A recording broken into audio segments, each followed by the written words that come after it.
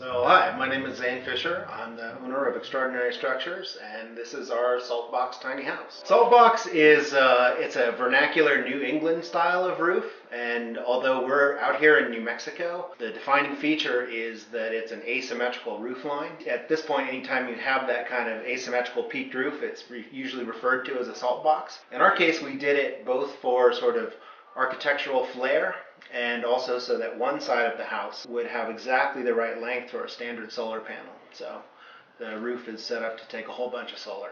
So this is our kitchen. What we do is we like to do a single core sort of plumbing infrastructure wall so that your bathroom and kitchen are back to back. You're minimizing the amount of plumbing, and we're also using that to bias the weight inside the trailer for the best hauling characteristics. But we wanted kind of luxury too. One of the things that bugs me when I visit tiny houses is if they've got a sink that's too small, because I do a lot of cooking personally. So we wanted to have a nice big sink. So this is bigger than you're going to have in some apartments. And then we have a sort of a diverse cooking ecosystem here, from a convection toaster oven to a 2-burner induction. But you could outfit this with a larger refrigerator and more of a standard stove and oven. But these are the options that we chose for this one. And we used a single piece stainless steel unit here. This fridge is a drawer. There's a drawer situation right here. So it just fits right into the counter. It's small, but it's very efficient. Lots of drawers, lots of storage. In fact, I sometimes think there's too much storage in this place. I think it's adaptable to any person's particular sort of needs, and you can really make it home. So the bathroom is, it's bound to be small, right? It's in a tiny house like this, but we wanted a different characteristic. We have sort of a Scandinavian wood cabin style interior going on, and we wanted to sort of, create a whole different environment. So we've got this bright white acrylic in here, which gives you a sort of a modern flair, but that's tempered with the same mesquite floors, and then this deep cedar Japanese ofuro style soaking tub. My partner Catherine built this as a little piece of luxury in a small room. So a bit of luxury and some brightness helps to make a small bathroom a lot more livable. This is a composting unit here, Swedish style. Yeah, this unit doesn't currently have holding tanks on it right now. So what you would do is either tie it into a septic, or depending on your location, use a gray water system or add a tank. If, for example, like this unit will end up spending its life probably in New Mexico. You can do gray water, but your kitchen water is considered black water. So what we have pre-installed on the kitchen sink is a valve. So you could direct it to a tank, or if you're not using food, you could direct it to a gray water system.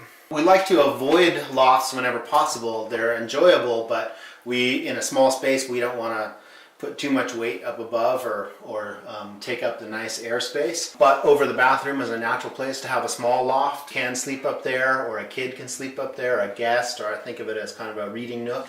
And we just have a ladder permanently mounted on the wall for a quick climb up there. And it turns out it's a nice space. Little reading light and a little outlet up there makes it pretty livable. The primary bed, we're using a horizontal Murphy or a wall bed system. So it just comes down right here. So what we do is we move this little fold-up rocker out of the way, and our furniture actually rolls, so we can move it to the side. All right. Just bring it out here, and this guy is what actually ends up supporting your bed, so that they're not in your way when you get out of bed in the middle of the night.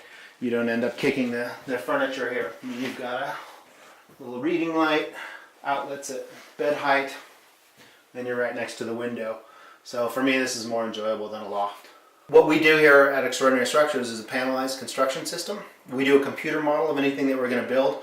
We break it into component sections, and then we use a CNC router or an automated system to carve out those panels in precise shapes and lock them together, kind of like Legos for big kids or something like that. So in this unit you can see the joints here, where each 2-foot wide panel connects to the next one. So once we've designed a structure, it actually assembles quite quickly. This little stove, it was invented for marine applications out of the Seattle area. So for fishing crews going out early who want to warm up, and it's a super efficient burn, in a very small package. So that's why we like this stove. It's really in here as kind of showing off that there's room for luxury even in a small space. Primary heating and cooling in this unit is done with a mini split, so you don't actually need heat, but it's pretty nice, especially in the winter.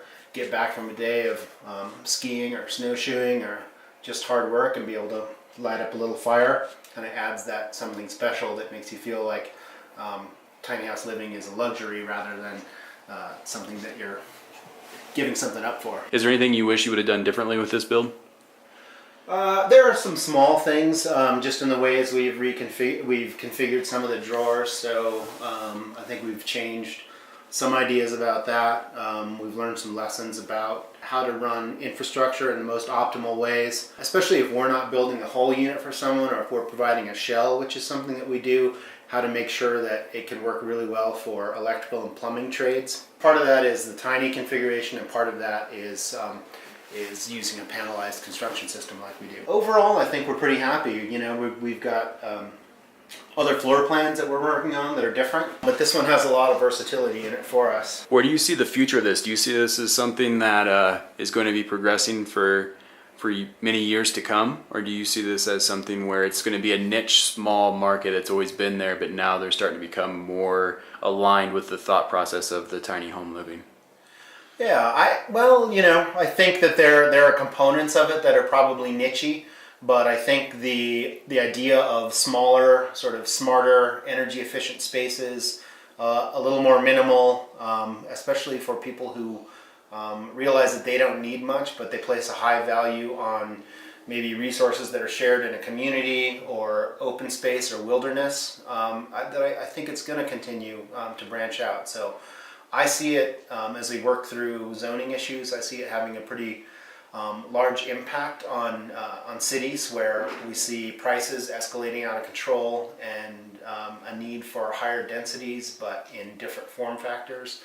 And I see it as a way to add to a sort of healthy housing ecosystem overall as we move forward. So I think there's a place for it, and as we see, we're doing a panelized system that allows for sort of rapid assembly, and there are other people at efficient spaces, a little more minimal, especially for people who realize that they don't need much, but they place a high value on maybe resources that are shared in a community or open space or wilderness. I think it's going to continue to branch out. So I see it as we work through zoning issues. I see it having a pretty large impact on cities where we see prices escalating out of control and a need for higher densities, but in different form factors.